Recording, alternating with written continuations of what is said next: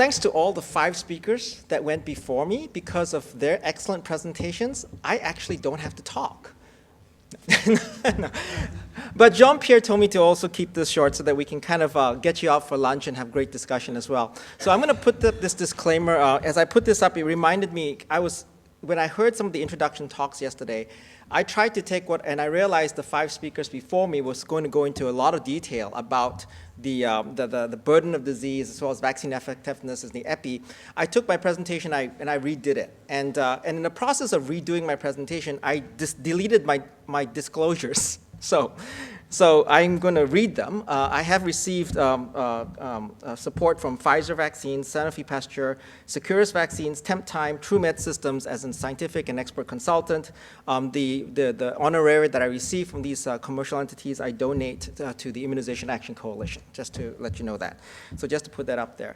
And as this disclaimer is up there, this is important because I'm going to be speaking on numerous topics. And when I speak about these topics, I have to be very clear that these are things that I have a personal opinion on.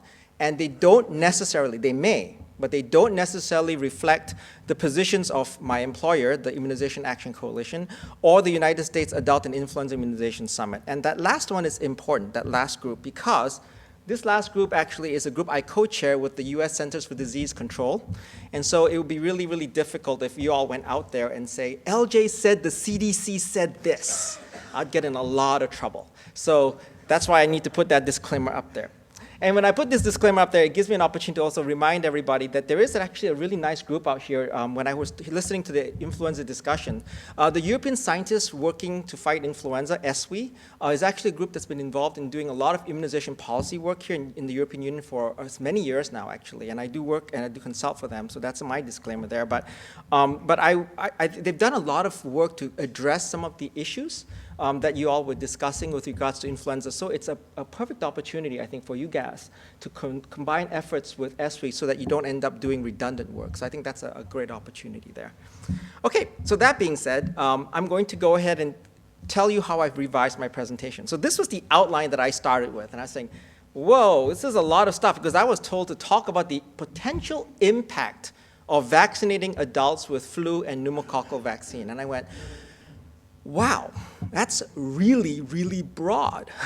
And so I put this outline together, and then after hearing the presentations and seeing who is coming before me, I changed. And I said, you know what, this is not going to work. We're going to do this instead.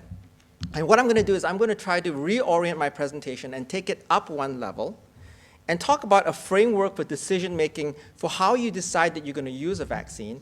And I'm going to use this framework to help us all kind of figure out, how do we get to this point, right? Because this is kind of where we want to try to get to. Is use of the vaccine on your agenda, and is it a priority on your agenda? And we've already heard some discussion on that. And the goal ultimately is to go from the decision-making process to look at political feasibility. That means how do you introduce that as a policy in either a government or as in the United States in a country?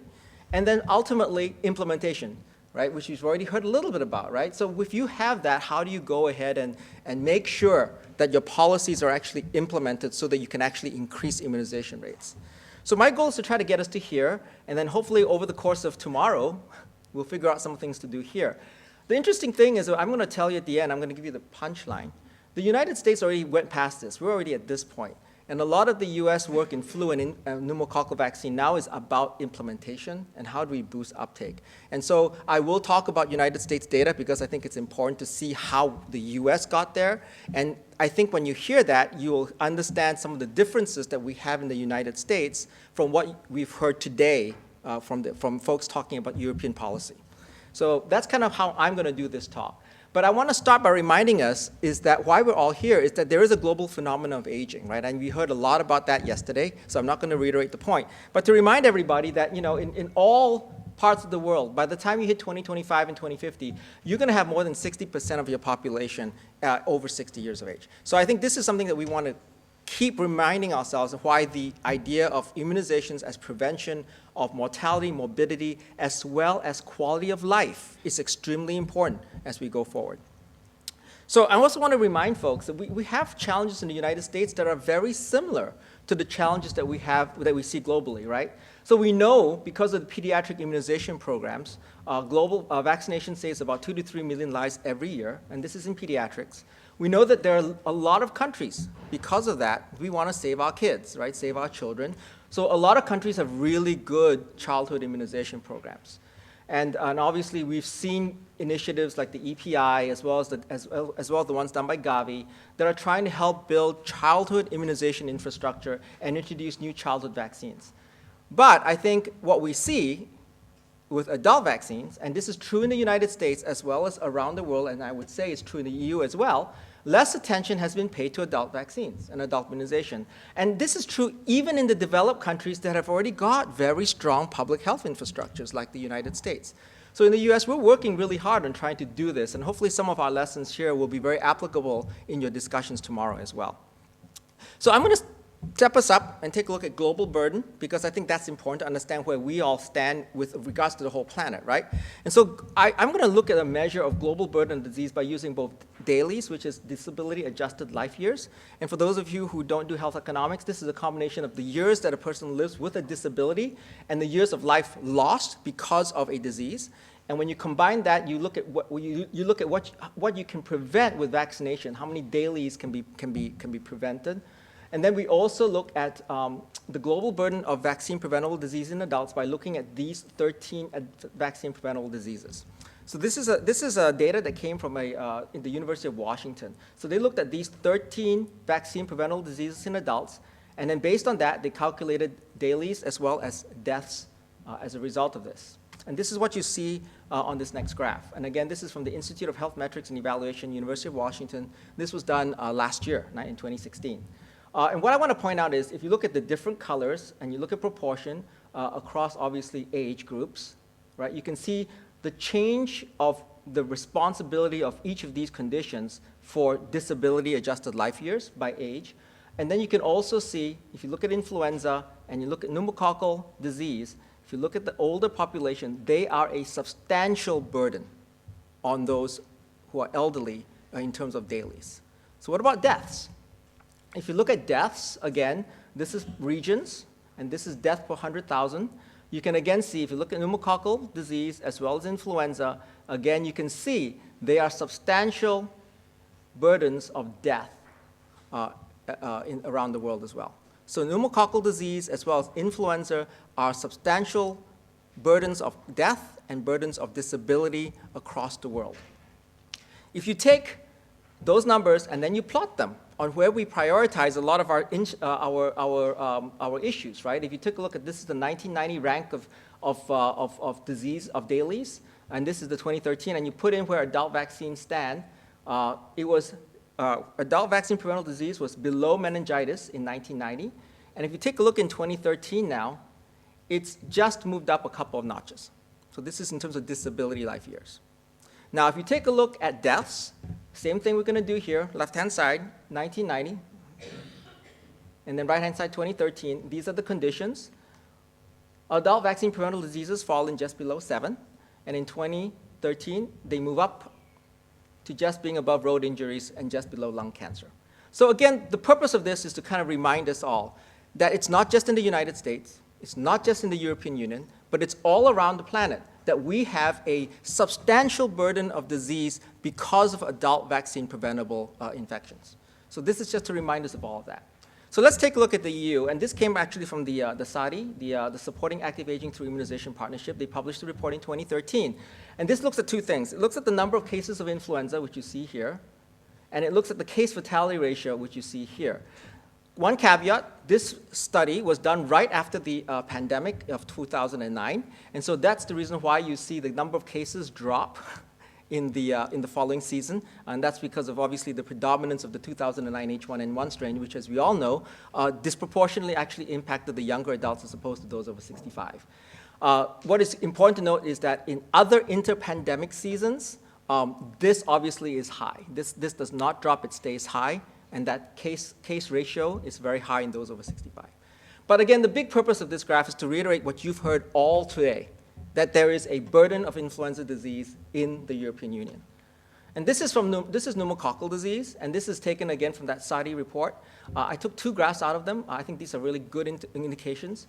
This is a tracking average of the number of cases of pneumococcal disease over time, over the years. So each number obviously is a month in that year, right?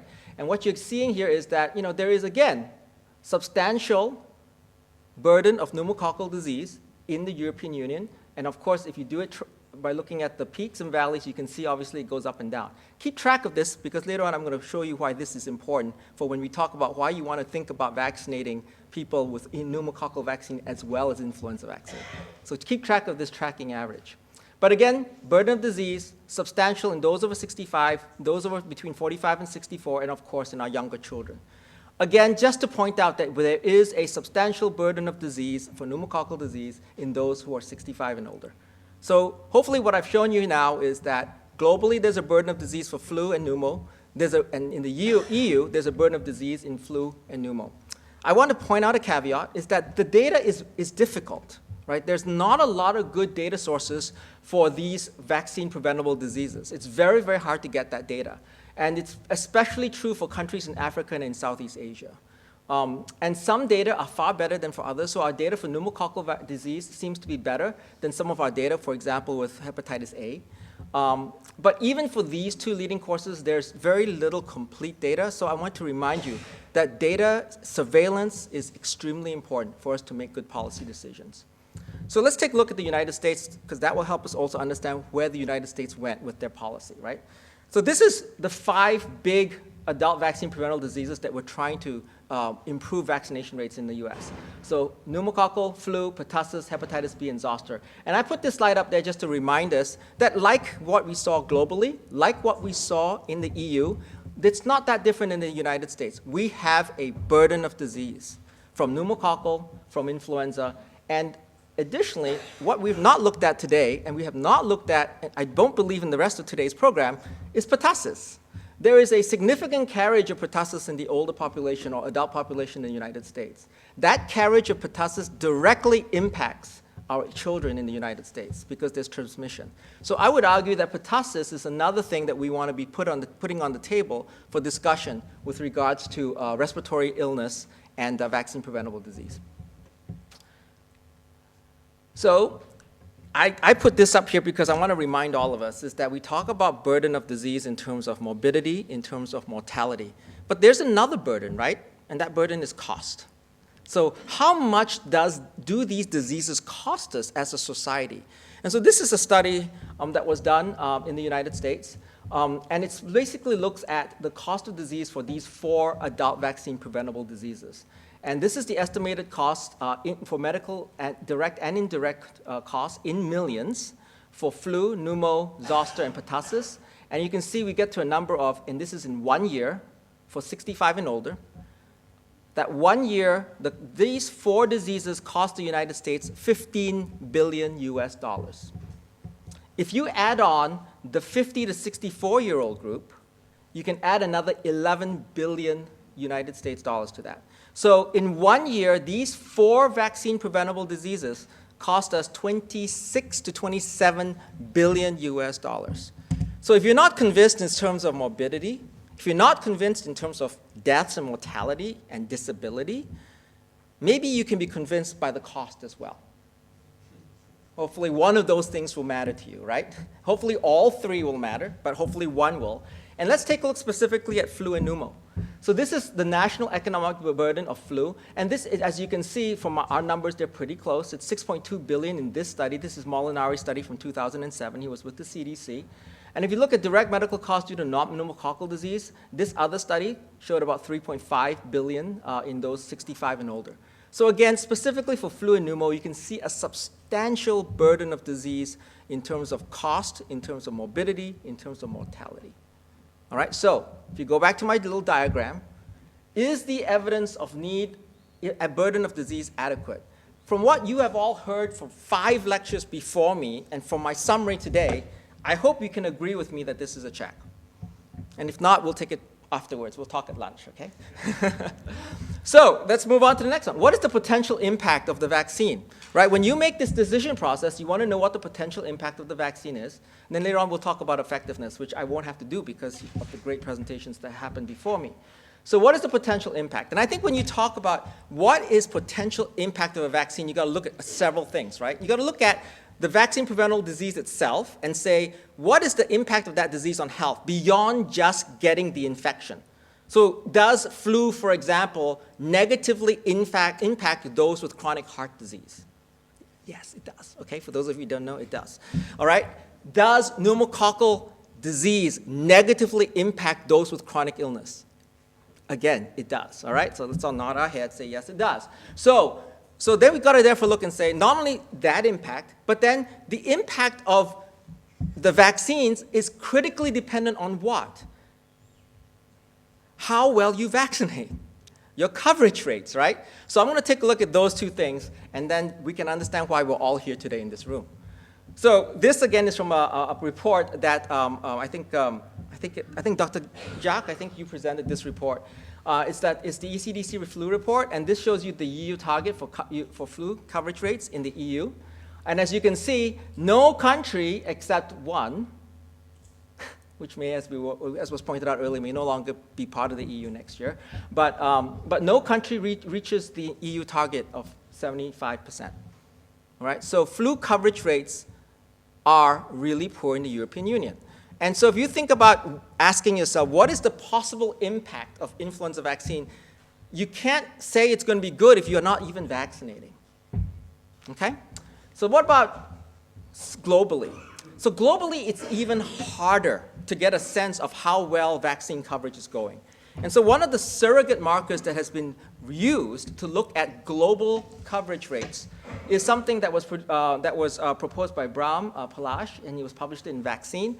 And that is to use dose distribution. So how well is influenza vaccine being distributed in the country, and how well is it being purchased by the country? Because obviously, if you're distributing and purchasing more vaccine, chances are you're vaccinating more people. So it's a poor man's surrogate. Not the best thing, but it's something that we have when we have no surveillance, which is really unfortunate, right?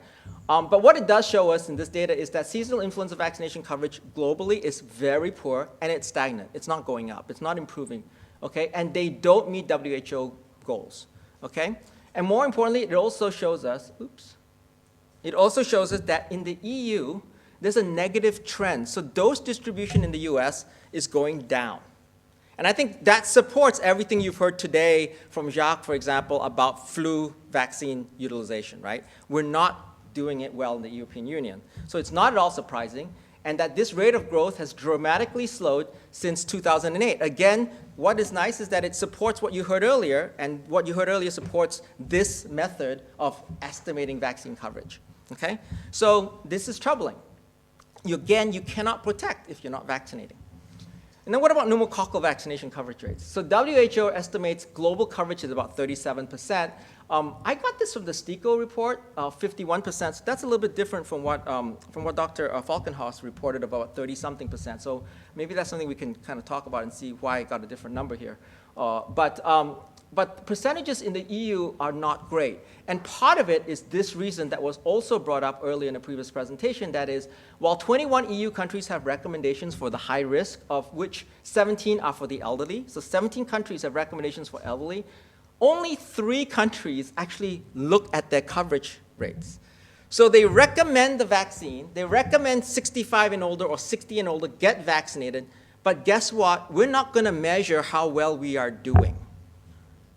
I think that's a problem. I hope you all agree. This is why. If you don't consistently survey what you're doing with disease and what you're doing with vaccination, you can't generate the data that you need to move policy into implementation. And that's what we need to get to. We need to get to implementation. Okay?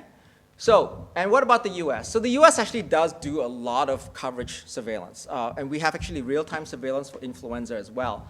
And these are our rates for those over 65. And I put the high risk here because I understood someone was going to talk about high risk, and we did. So our 65 and older rates are exactly this. Our pneumococcal rates have been flat, hovering between 60 and 65 for the last 4 years. Troublingly, our influenza rate actually is dropping in those over 65. And we don't know why necessarily. Part of the reasons that the CDC has been proposing is that maybe there is flu fatigue in those over 65. You're hearing about vaccinating every year, 65 and older, 65, and that there's some fatigue going on, so that's a possibility. But this is troubling because this number is 3 percentage points lower than the number from the previous season, and that's actually statistically significant. So that's something that we're trying to figure out at the National Adult and Influenza Immunization Summit that I co-chair. And hopefully we can turn that around. I will point out that we do very poorly with those at high risk. We don't do well at all. We're at 20%. And again, that's something to focus on as well because they are adults and they are important. So this is the impact that I was talking about. So now we have coverage rates, right? We cannot talk about impact of the vaccine if you're not vaccinating. And I'm telling you now, with all the presentations you've already heard, we're not vaccinating, okay? So this is what we're losing out on. This is the impact of these diseases on other populations. So this is pneumococcal disease. And this is the impact of invasive pneumococcal disease on adults 18 to 64 with a chronic illness. So if you look at this, if you don't have a chronic illness compared to those who have either any of these, so CVD, diabetes, pulmonary, kidney, liver, alcohol, or HIV and hematologic conditions, cancer, you can see if you have either HIV or hematologic cancer, you've got a 20-fold increased risk of severe complications from pneumococcal disease. That's huge.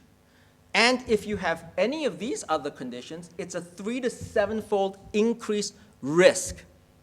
So you can imagine the impact of vaccinating these populations, right? That's a huge impact.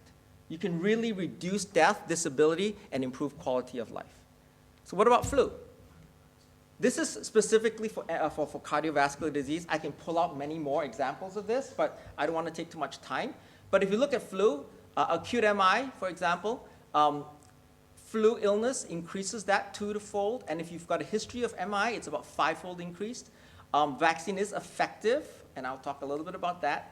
And what is really remarkable is that if you take the effectiveness numbers against acute MI and against major cardiac disease, and you look at those numbers, you'll see that 29% in acute MI prevention is on par or better than many of our accepted preventive measures for cardiovascular disease, such as statins, which is 36%, antihypertensives, which is 15 to 18%, which is lower than flu vaccination, and then smoking cessation, right?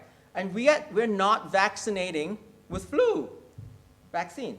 So something is wrong. And in the US, the good news is that the American College of Cardiology and American Heart Association is now recommending influenza vaccination as important secondary prevention for those with heart disease. And then I'm not going to spend a lot of time here except to mention, this is obviously WHO SAGE, their #1 high priority group for flu vaccine.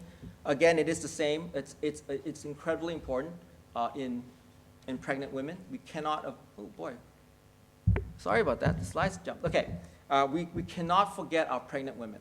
Huge risk of complications, including death, of course, and huge risk of complications among postpartum women, and of course, huge risk to obviously the unborn fetus as well.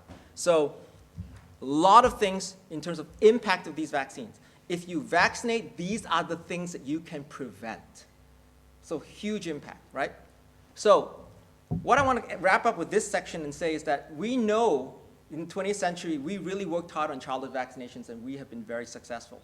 21st century, this is what we've got to do. We've got to commit to adult immunization programs and figure a way to embed adult immunizations in the healthy aging initiatives of our century. And reminding everybody that aging begins from the moment you're born. The moment you are born, you're beginning to age. So therefore, we should have across the lifespan vaccinations, right? So second part of my little thing here, and I'm trying to keep us on time.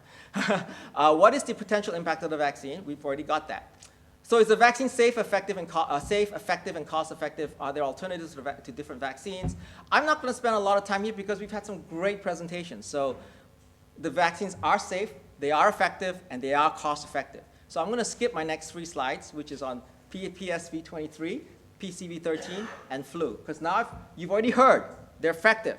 And let's end by showing you another way that the US is looking at vaccine effectiveness for flu. And what we're looking at in flu is this idea of what we call vaccine preventable disability. You know, a lot of times when you talk to someone who's 65 years of age and older and you ask them what worries you most about the future, it's not death, right? It's about when will I no longer be able to cook for myself?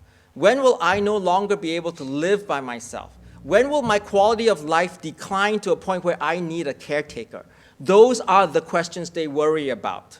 So what we're trying now to do in the US is look at other outcomes, such as illnesses prevented by flu vaccination, medical visits prevented by flu vaccination, and hospitalizations prevented by flu vaccination. Because if you tell an elderly person, if you get influenza, you may not die from it, but if you end up going into the hospital for 3 weeks, when you come out, you may come out in a walker, or you may come out in a wheelchair. And that changes the discussion right away for them. So we like to talk about this idea of vaccine preventable disability. I wish I coined this term. I think it's great, but I didn't. Janet McElhaney came up with that idea, and I think it's a great one. So that's another way that we're looking at outcomes for effectiveness in the US. Finally, we have a schedule, right? We have the ACIP in the US that puts out a vaccine recommendation schedule. And this is important because this schedule is based on, again, effectiveness data, right, as well as cost effectiveness data.